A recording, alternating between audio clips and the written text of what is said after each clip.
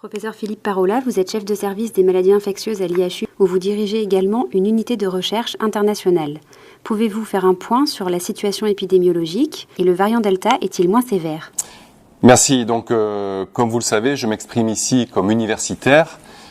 C'est une liberté de parole qui est garantie par la loi et je suis très heureux que, au moins en ce qui me concerne, cela ait été confirmé par le Conseil de l'Ordre dans nos différentes communications scientifiques sur ce que nous observons, sur les données et non pas nos opinions.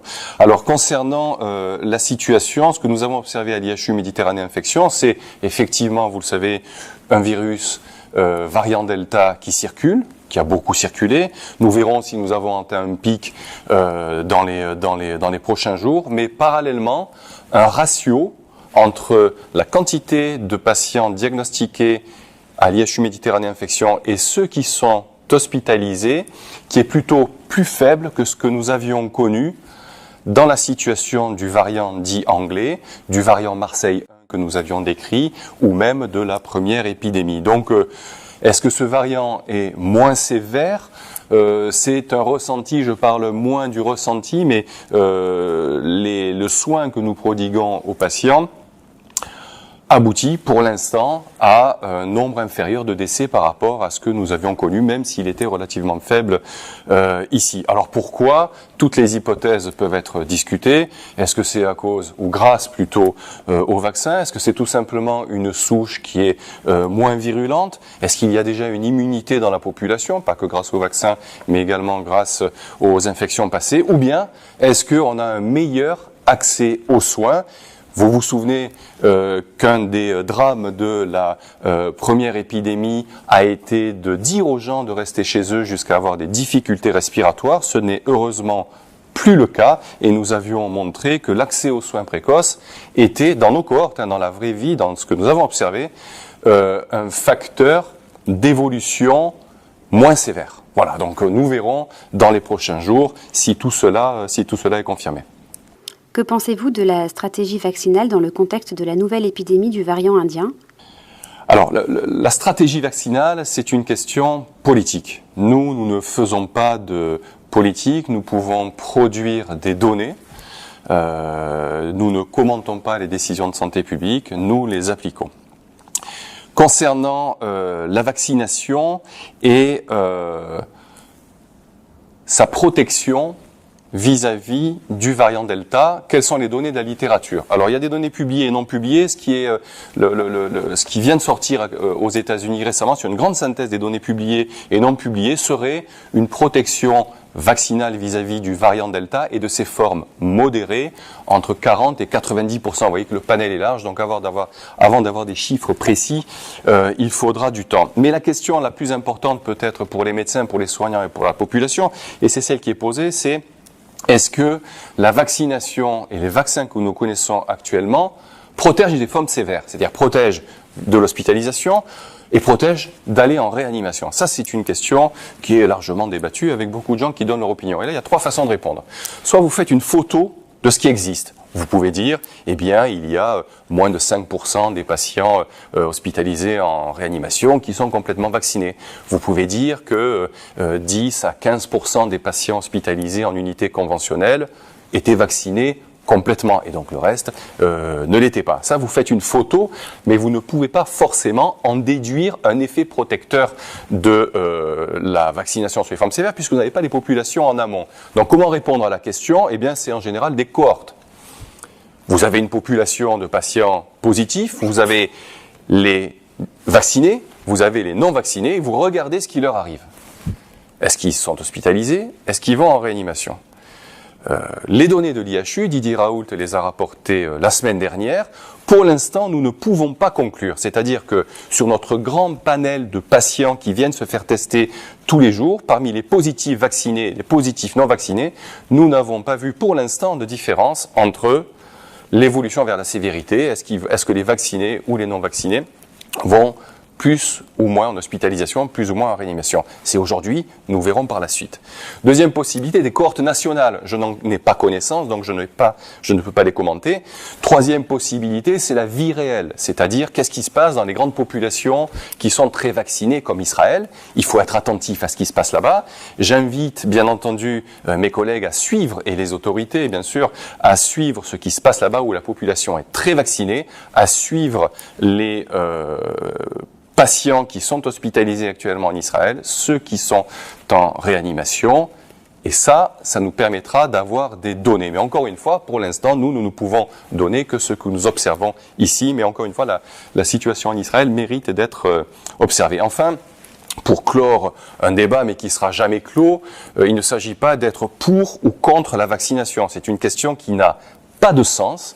La vaccination, c'est pour qui, quand et pour quel bénéfice-risque. Nous avons toujours dit, moi et mes collègues, que bien entendu, les populations à risque, qui sont bien définies, les sujets âgés, les obésités morbides, les patients fragiles, enfin toutes les catégories qui sont bien connues comme étant à risque de faire des formes sévères, ont un bénéfice-risque en faveur du bénéfice de la vaccination. C'est très clair. Et bien sûr, nous le recommandons sans aucune hésitation. Encore une fois, j'ai fait un lapsus, mais qui me permet de corriger encore une fois. Je ne fais pas de recommandation, mais j'ai un support scientifique pour dire, oui, effectivement, elles ont un bénéfice à être vaccinées.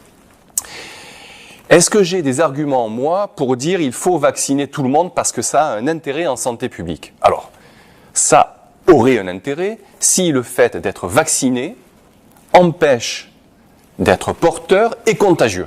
C'est-à-dire, est-ce que quelqu'un qui n'est pas malade, ou notamment la population des asymptomatiques, vaccinés, peut porter le virus, peut être contagieux? À cette question, nous avons regardé avec le professeur Bernard Lascola, là aussi sur une grande série, il vous en présentera le détail juste après moi, et vous verrez que des patients vaccinés peuvent être porteurs et peuvent être contagieux.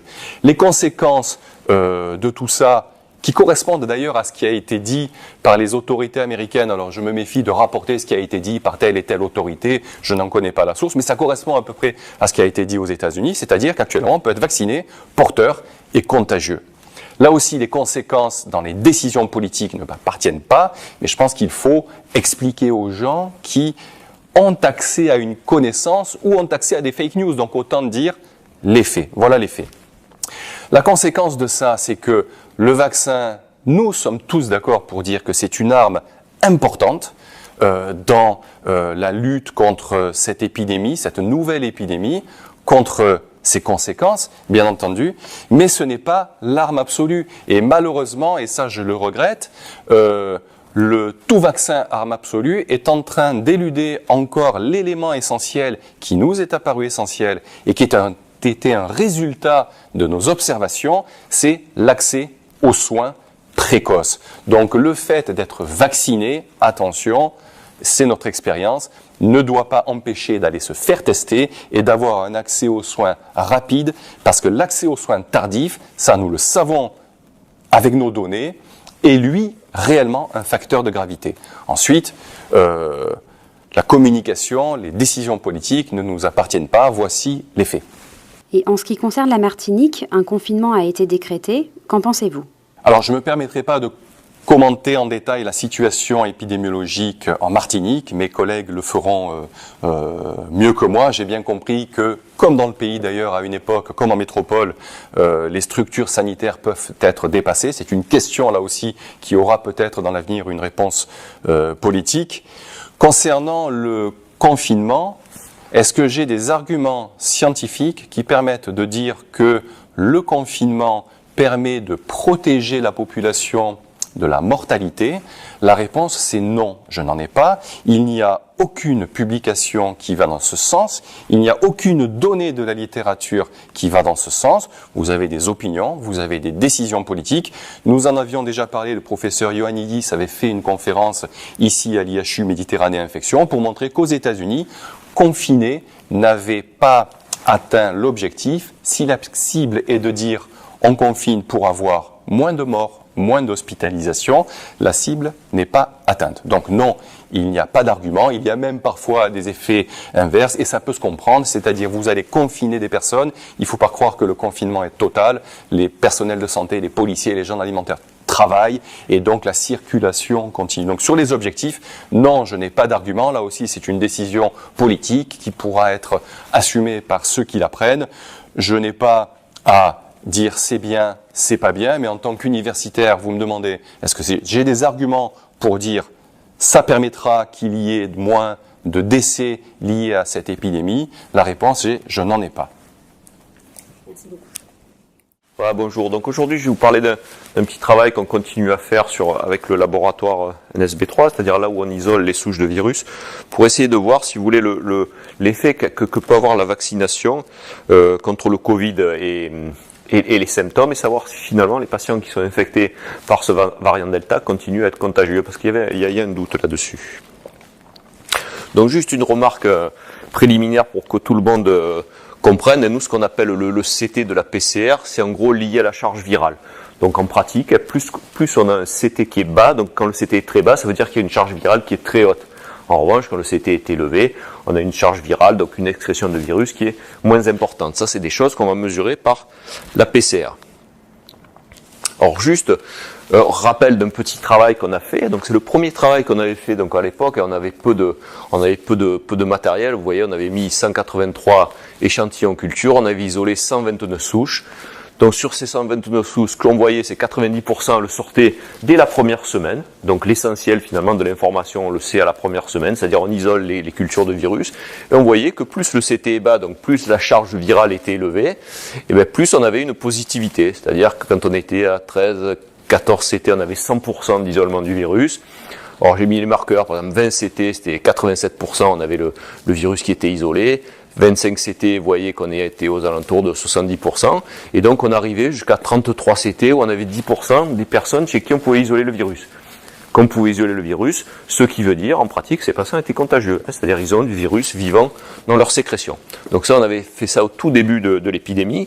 Donc on a refait la même chose, le même calcul, on l'a refait un petit peu plus tard, c'est un truc qu'on avait soumis en septembre 2020. Donc là, bien sûr, on avait beaucoup plus de données. Vous voyez qu'on avait 3790 mises en culture, on avait isolé quasiment 2000 souches. Alors ce qui était fascinant, c'est qu'on avait beau avoir 2000 souches, finalement, par rapport au premier article, on n'avait pas de différence. C'est-à-dire on trouvait toujours les mêmes valeurs. Vous voyez que si on est 13 CT, on est à 100, 20 CT, on est à l'entour de 87, 25 CT, 70, 30 CT, 30 et 33, 10%. Donc en pratique, si vous voulez, il n'y avait rien qui a changé. Donc là, ce qu'on a fait, on a continué à faire ce travail. Donc maintenant, on est à peu près à 8000 mises en culture. Mais après, là, j'ai séparé, je n'ai pris que ce qui était les prélèvements nasopharyngés pour faire un truc qui était un peu homogène. Et on voit qu'on fait ça sur 3646 souches. Donc, je ne sais pas si vous vous rendez compte, c'est une collection de souches qui est unique au monde. Je crois que maintenant, il n'y a plus aucun endroit où il y a autant de souches qui ont été isolées. Donc on a regardé sur l'histoire des semaines, le temps que ça met à sortir, il n'y a rien qui a changé, c'est toujours pareil, le virus pousse toujours à la même vitesse.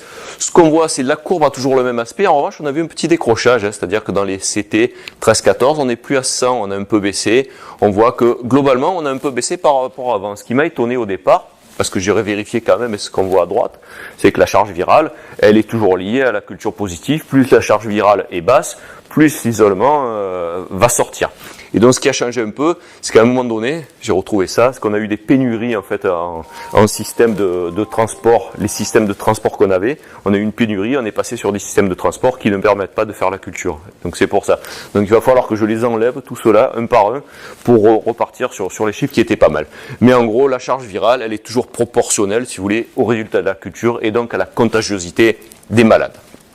Si on enlève bien sûr ce biais qui est lié au milieu de transport. Or, juste deux messages là récents, parce que moi je suis tous les messages de la Direction Générale de la Santé, c'est important parce que c'est les choses en fait qui dictent notre pratique au quotidien. Donc il y en a eu un qui est sorti il y a pas très longtemps, donc c'est l'investigation des échecs vaccinaux, comment on investigue un échec vaccinal, et donc il est marqué dans la directive. L'échec de vaccination, c'est défini comme une infection symptomatique. Alors là, j'ai quand même demandé à l'ARS, je me demandé est-ce que j'ai bien compris. Il m'a dit oui, l'infection, pour être considérée comme un échec vaccinal, ça doit être symptomatique. Si le patient est infecté par le virus, qu'il est asymptomatique, ce n'est pas considéré comme un échec de la vaccination. Alors ça paraît un peu bizarre, mais c'est quelque chose qui est possible. Voilà, c'est-à-dire que quand on fait une vaccination, on a le droit de définir que son échec vaccinal, c'est un échec clinique. C'est possible. Et d'ailleurs, c'est un peu lié au travail qui a été fait sur les vaccins. Quand on nous a présenté les vaccins, on a dit voilà, le vaccin Astra marche à 90%. Donc je suis reparti sur les textes et ce que disent les gens qui vendent le vaccin, c'est l'effet sur les formes symptomatiques. En pratique, on le sait, c'est-à-dire tester les formes asymptomatiques, ça aurait été probablement trop compliqué, c'est-à-dire qu'il aurait fallu prélever régulièrement les patients pour les suivre. Donc c'est pour ça qu'on sort les formes asymptomatiques, ce qui est pas gênant. Hein. Si tout le monde a la même définition, c'est pas gênant. Mais donc c'est un peu embêtant quand même. Donc voilà pourquoi on peut les considérer. Mais en revanche, est-ce que les asymptomatiques qui sont vaccinés, finalement, est-ce que ceux-là, ils transmettent pas la maladie? C'est une vraie question, ça. Peut-être que c'est parce qu'ils sont vaccinés, ils n'ont pas de symptômes, peut-être qu'ils n'excrètent pas de virus. C'est du moins ce que j'ai cru entendre quelquefois dans certaines présentations de mes collègues. Deuxième chose qui est proposée par la DGS, c'est le contact tracing pour les personnes qui sont vaccinées. Et donc là-dedans, on dit, l'isolement n'est plus nécessaire. Donc en pratique, on dit, il faut tester les patients. Donc on est d'accord, les personnes vaccinées, il y a conscience que ces personnes peuvent être contagieuses, mais on n'a pas besoin de les isoler, donc il y a un doute. Donc c'est ça qu'on est allé investiguer sur les résultats qu'on avait de la culture. Alors là-dedans, on a repris tous les patients pour lesquels on avait des informations. Donc là, je ne parle pas de vaccination ou de vaccination, je parle de symptômes. Donc on a comparé 3761 patients qui étaient symptomatiques et 543 qui étaient asymptomatiques. Bon, les asymptomatiques, classiquement, c'est des gens qui viennent chez nous pour se faire tester parce que, en gros, soit ils ont été cas de contact, soit la plupart du temps en ce moment, c'est parce qu'ils partent en voyage. Ouais. Hein, c'est ça les raisons pour lesquelles les gens. Et vous voyez, si on regarde là, c'est le CT, la charge virale entre les symptomatiques et les asymptomatiques, c'est à peu près pareil, voire même, ça c'est assez étonnant, c'est que les asymptomatiques, ils ont des charges virales qui sont un peu plus hautes. Alors bon, il peut y avoir des biais qui peuvent expliquer ça. Peut-être que ceux-là, ils viennent, c'est pas la même sélection de patients. Par exemple, les symptomatiques viennent peut-être un peu plus tard, parce qu'ils ont, au bout d'un moment, qu'ils ont craché, toussé, ils viennent un peu tard, et donc ils viennent à un moment donné où leur charge virale a un peu baissé. Bon, il y a probablement des raisons pour expliquer ça, si vous voulez, mais clairement, il n'y a pas une différence flagrante, et voire, ça serait plutôt les asymptomatiques qui auraient les charges virales les plus élevées. Et quand on regarde les charges virales, c'est corrélé, comme toujours, à la culture, c'est-à-dire plus la charge virale est basse, plus on a de la culture positive. Donc finalement, on se retrouve avec des asymptomatiques qui sont plus souvent contagieux que les symptomatiques. Alors je vous dis, il y a probablement un petit biais. À la fin, c'est probablement la même chose. On a fait la même chose aussi pour les vaccinés. Alors vaccinés, on compte ça que depuis janvier 2021. Donc en gros, on commence à avoir pas mal de patients vaccinés. Alors là, j'ai pris pour la définition ceux qui avaient eu au moins une dose depuis 15 jours, parce qu'après ça devient compliqué, c'est-à-dire si on prend selon les vaccins, si vous voulez la deuxième dose, on va changer les délais. Alors on sait que la vaccination, une dose, c'est pas la vaccination complète, hein, donc c'est un peu les limites de ça, mais quand même c'est tous des gens qui avaient été vaccinés au moins une dose. Là-dedans, il y en avait, en gros c'est à peu près ce qu'on a dans la population générale par ici, c'est à peu près 30% qui avaient 2 doses, ouais, donc si on veut imaginer le truc. Et donc, quand on compare les charges virales des vaccinés et non vaccinés, là c'est fascinant, ben là aussi, ben les vaccinés, en fait, ils ont des charges virales qui sont plus élevées. Alors ça, c'est un peu plus incroyable, on ne s'attendait pas à ça. Là aussi, il peut y avoir un biais, c'est-à-dire que, moi j'imagine très bien que les gens qui sont vaccinés, peut-être qu'ils se disent, tiens, on va pas se faire tester, quoi, parce qu'on est vacciné. Donc c'est ça, ça peut expliquer. Mais enfin, clairement, les gens vaccinés ont des CT très bas. Quand ils ont des CT très bas, ces gens vaccinés, eh ben, ils ont les cultures qui sont positives. Hein. Donc exactement, on a toujours ce qu'on voit, c'est-à-dire que ce rapport entre le fait d'avoir des CT bas, une charge virale élevée, qu'on soit vacciné ou pas vacciné, ça ne change absolument rien. Donc les gens vaccinés infectés sont aussi contaminants que ceux qui sont pas vaccinés. La dernière chose, et donc parce que là en ce moment on nous parle beaucoup du variant Delta, le variant Delta, le variant Delta. Donc qu'est-ce qu'il a de particulier, c'est-à-dire est-ce que certains variants sont plus contagieux? Alors ça avait été montré, ça notamment à l'époque du variant anglais, c'est celui qui s'appelle B.1.1.7. Celui-là, on avait montré, ça avait été publié, qu'en gros les patients qui étaient infectés par le variant anglais, vous voyez la moyenne du CT, donc ce que je vous dis le CT, il était 28,8 pour les variants anglais versus 32 contre les autres. Donc le CT était plus bas, donc en pratique les patients qui étaient infectés par le variant anglais étaient plus contagieux. Alors nous, on a regardé ça sur nos chiffres. Alors on a fait les différentes périodes, c'est-à-dire on a fait février, septembre 2020, où on avait en gros la souche pré-variant. Après, on a fait les souches, le variant qui a circulé octobre-décembre 2020. On a fait janvier-juin 2021, ça correspond à l'épidémie du variant anglais chez nous. Et après, on a juste pris juillet, parce que juillet, on n'a pas assez de recul quand même pour le variant Delta, pour le suivre suffisamment longtemps. Et on a comparé les valeurs de CT pour ces 4 périodes.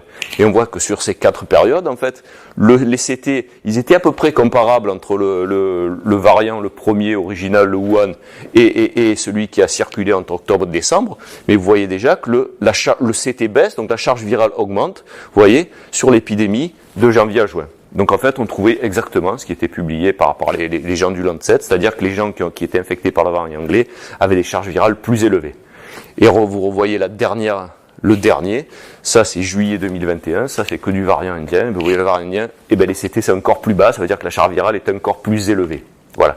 Donc c'est ça qui fait la particularité. Et bien évidemment, comme toujours, quand on a une charge virale très élevée, forcément la culture est beaucoup plus souvent positive, donc les gens sont beaucoup plus contagieux. Et ça, c'est démontré, ça sort dans différents travaux, donc j'ai mis les 3 que j'ai trouvés, c'est-à-dire que les patients qui sont infectés par le variant Delta sont aussi contagieux, si vous voulez, que les patients qui étaient pas vaccinés, voilà, ou qui soient asymptomatiques ou pas symptomatiques. Et donc c'est clair maintenant, qu'on soit vacciné ou pas vacciné, quand on est infecté, on est aussi contaminant que les autres. Donc quand on est vacciné et qu'on est infecté, le vaccin n'empêche pas la circulation du virus. Voilà, je vous remercie.